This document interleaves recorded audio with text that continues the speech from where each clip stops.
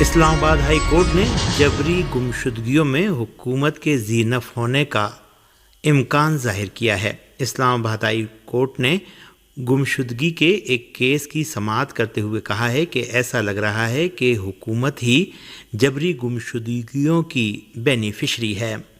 اسلام آباد high court نے کہا کہ کیسے اس ملک میں لوگ اغوا ہوتے ہیں اور چیف ایگزیکٹو کچھ نہیں کرتے۔ اسلام آباد ہائی کورٹ میں جسٹس میاں گل حسن اورنگزیب نے اظہر مشوانی کے 2 لاپتہ بھائیوں کی بازیابی سے متعلق دائر درخواست کی سماعت کی۔ وکیل ڈاکٹر بابر ایوان نے وزیر اعظم کو عدالت میں بلانے اور سخت آرڈر پاس کرنے کی استدعا کی۔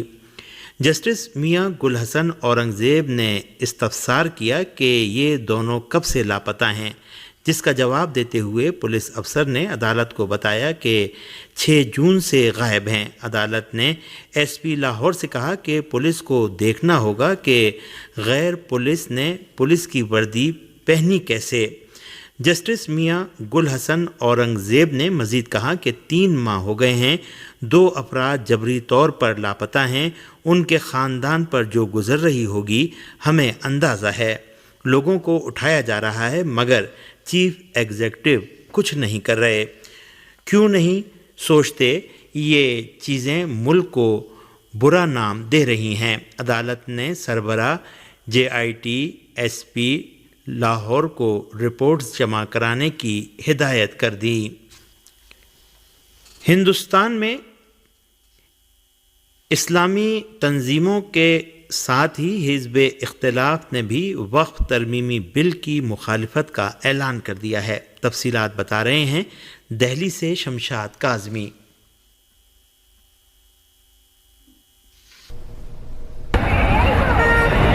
ہندوستان میں برطانوی دور حکومت میں 1913 میں اوقاف کے تحفظ کے لیے پہلا قانون بنا اور آزادی کے بعد 1954 میں وقف ایکٹ بنایا گیا، جس سے وقف کو مرکزیت حاصل ہوئی۔ اسی ایکٹ کے تحت حکومت نے 1964 میں سینٹرل وقف کونسل کی بنیاد ڈالی اور 1995 میں قانون میں ترمیم کرتے ہوئے ہر صوبے میں وقف بورڈ بنانے کی اجازت دی گئی۔ آزادی کے بعد وقف کی جائیداد میں جو مسلم امراء کے ذریعے سماج کے محروم طبقات کی فلاح و بہبود کے لیے بطور عطیہ دی گئی تھیں، بدعنوانی اور بدنظمی کے الزامات لگتے رہے ہیں۔ نریندر مودی کی قیادت والی مرکزی حکومت نے اپنے تیسرے دور اقتدار میں پارلیمنٹ میں وقف ترمیمی بل 2024 پیش کیا، جسے لے کر زبردست ہنگامہ ہوا اور اپوزیشن نے حکومت پر بدنیتی کا الزام لگاتے ہوئے اسے واپس لینے کا مطالبہ کیا۔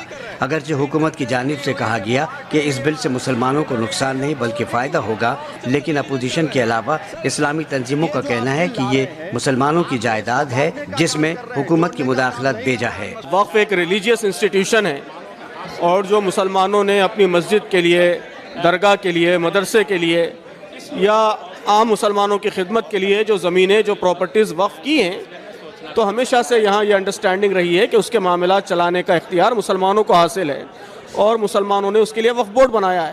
اب گورنمنٹ چاہتی ہے کہ وقف بورڈ کے سارے اختیارات وہ گورنمنٹ کے پاس یا گورنمنٹ کے آفیسرز کے پاس چلے جائیں، تو یہ بہت ہی خطرناک چیز ہے۔ All India Muslim Personal Law Board, Jamaat Islami ہند اور جمعیت علماء ہند جیسی کئی اسلامی تنظیموں نے ایک مشترکہ پریس کانفرنس میں اس بل کو غیر دستوری، غیر جمہوری، غیر منصفانہ اور شریعت مخالف بتایا اور اسے واپس لینے کا مطالبہ کیا۔ کسانوں کے لیے بل لاتا ہے، کسانوں سے بات نہیں کی جاتی ہے۔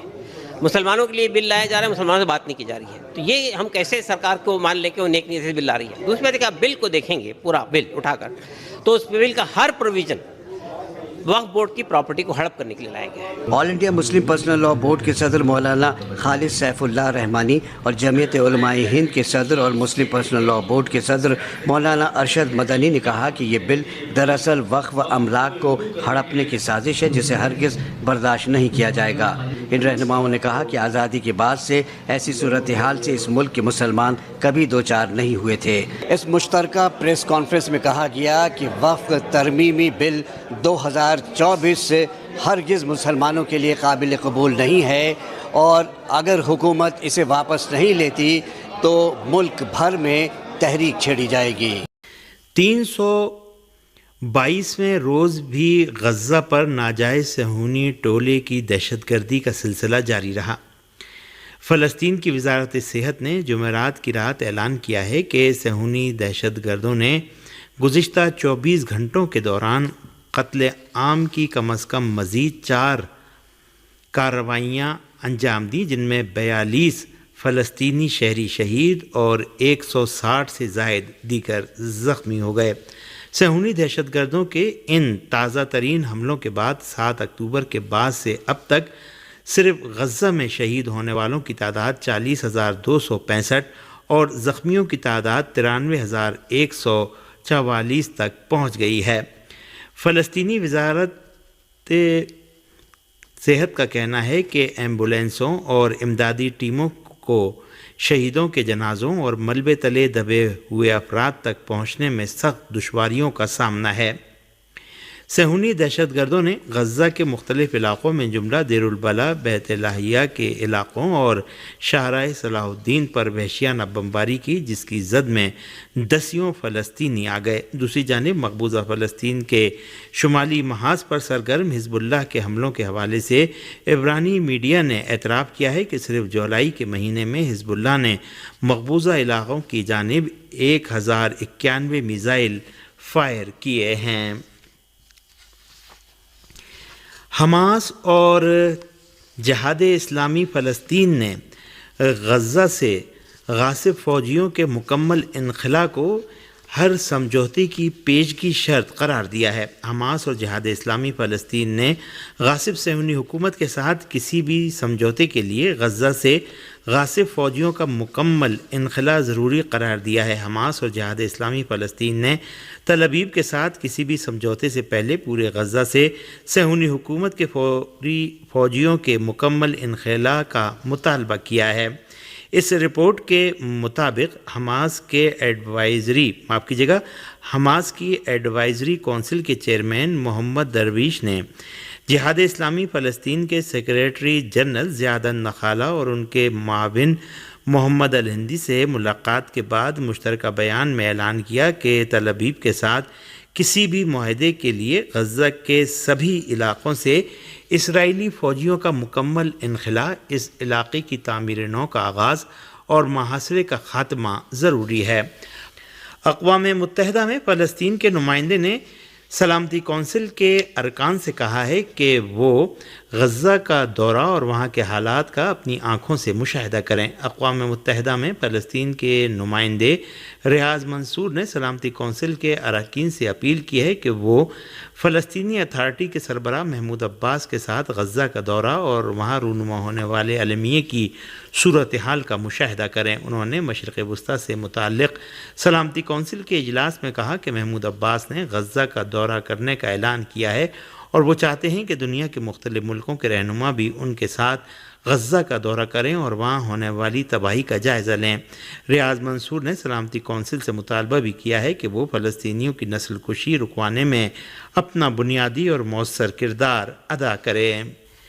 یمن کی مسلح افواج نے ایک بیان میں اعلان کیا ہے کہ غزہ کے مظلوم فلسطینیوں کی حمایت اور یمن کے خلاف امریکہ اور برطانیہ کی جارحیت کے جواب میں 2 اور کارروائیاں انجام دی گئی ہیں۔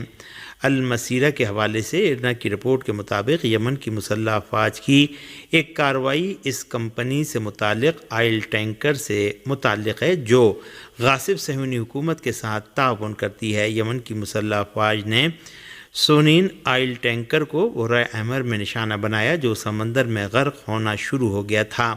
یمن کی مسلح افواج کی دوسری کارروائی ایک اور بحری جہاز سے متعلق ہے جسے یمن کی مسلح افواج نے بحیرہ احمر میں اس بنا پر نشانہ بنایا کہ اس بحری جہاز سے متعلق کمپنی بھی غاصب صہیونی حکومت کے ساتھ تعاون کرتی ہے۔ ان دونوں کارروائیوں میں یمن کی مسلح افواج نے ڈرون طیاروں اور میزائلوں کا استعمال کیا ہے۔